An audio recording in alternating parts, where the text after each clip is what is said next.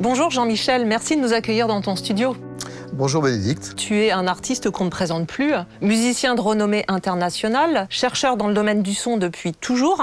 Tu viens de signer un partenariat avec Renault. Peux-tu nous dire pourquoi l'automobile et pourquoi notre marque Renault ? Pour moi, l'automobile, c'est une bulle sonore depuis toujours et c'est un endroit idéal pour écouter de la musique, la sienne ou celle des autres. Et aujourd'hui, avec le développement des voitures électriques, on voit bien qu'il y a un avantage pour le son et pour la musique, c'est le silence. C'est le fait qu'on part presque comme un peintre sur une toile blanche. Donc il y a une expérience absolument nouvelle qui va se produire pour les musiciens et pour les auditeurs par rapport à l'usage des voitures électriques.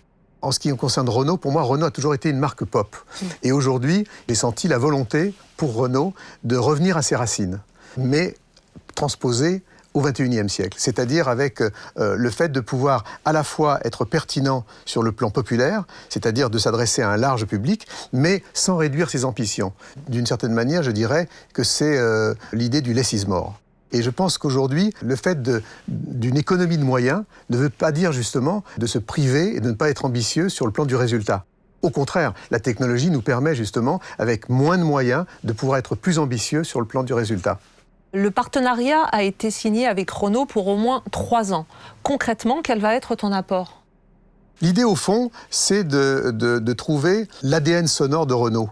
D'une certaine manière, d'avoir une signature Renault reconnaissable. Alors, c'est très ambitieux, mais là-dessus, il y a plusieurs axes. Le premier, c'est un axe purement technologique et hardware, c'est-à-dire une réflexion sur la manière dont on dispose les diffuseurs, c'est-à-dire les haut-parleurs, dans le cockpit. Le deuxième point, c'est en fait l'idée de réfléchir et de réaliser ce que veut dire les sons d'une voiture électrique au XXIe siècle, à l'intérieur et à l'extérieur. C'est-à-dire le son d'accueil, quand on rentre dans une voiture. Il y a déjà une relation, je dirais presque affective, qui peut s'installer et s'instaurer avec le véhicule. Et puis, bien entendu, la relation au piéton. C'est-à-dire le fait d'avoir en extérieur un son qui, à la fois, ne soit pas un son de science-fiction de spaceship, parce qu'une voiture, ça vole pas, ça roule, ne pas rajouter de la pollution sonore et en même temps qu'il puisse être suffisamment repérable pour assurer la sécurité de chacun.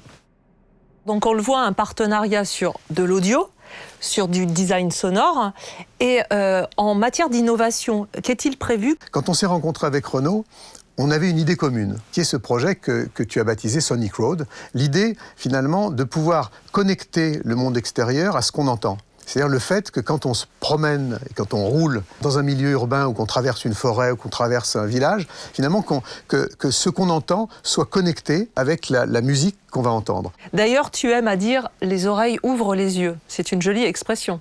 En fait, le champ visuel, c'est 140 degrés, le champ auditif, c'est 360 degrés.